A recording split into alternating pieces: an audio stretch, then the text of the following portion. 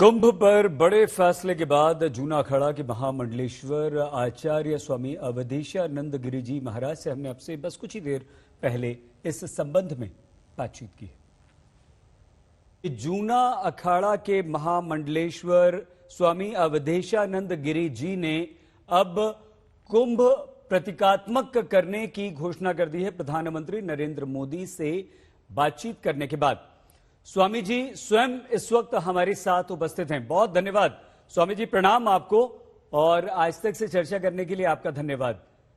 क्या आपने फैसला किया है, क्या आपने घोषणा की है, वो देश के लोगों को, देश की जनता को आप स्वयं बताइए।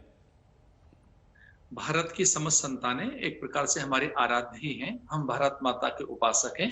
भारत की कालजयी, मृत्युंजयी सनातन संस्कृति, उसके संस्कार, सभ्यता और उसकी संवेदनाएं प्रत्येक प्राणी में परमात्मा को देखने के अभ्यासी हैं।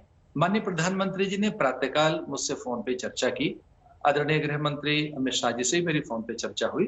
माननीय प्रधानमंत्री जी ये जानना चाह रहे थे कि संतों के कैसे समाचार हैं, उनका स्वास्थ्य कैसा है, मेला किस दिशा में चल रहा है।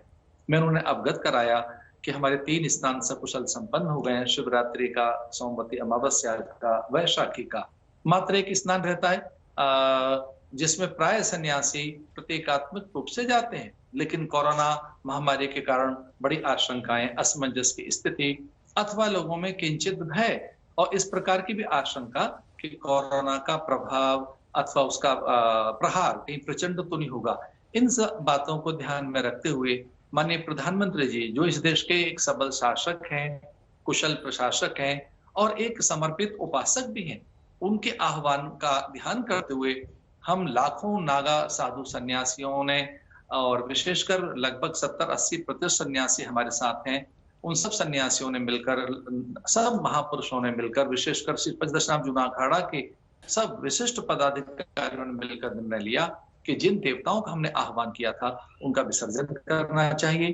कुछ थोड़ी देर पहले ही हमने सभी आवाहित देवताओं का, इसका अर्थ है जिन देवताओं का हमने आह्वान किया था, कुंभ में जिन देवताओं को बुलाया जाता है, जिनकी उपासना, आराधना, अर्चना, वंदना, अभ्यर्चना हम करते हैं, अथवा जिनके सानिध्य में, जिनके सूक्ष्म सानिध्य में हम जब तक पूजा पाठ और अपनी धूनी रमाते हैं, अथवा जिनके मंगल नैकट्य में हम अनुभव करते हैं कि देव हम पर अमृत बरसा रहे हैं, अथवा हमारी समाधि के सकल प्रयास सार्थक हो रहे हैं, उन सबका हमने विसर्जन कर दिया है। ठीक है तो स्वामी जी, मैं विधिवत आचार्य महामंडलेश्वर जूना अखाड़ा ये घोषणा करता हूं कि हमने कुंभ में अपने शिविर का विसर्जन कर दिया है।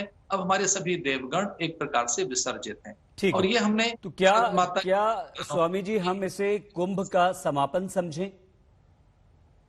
देखिए, कुछ एक दो छोटी छोटी क्रियाएं हैं हमारी, उन क्रियाओं को और हमने करना बाकी है, पर हमारा कोई विशाल समूह नहीं जाएगा।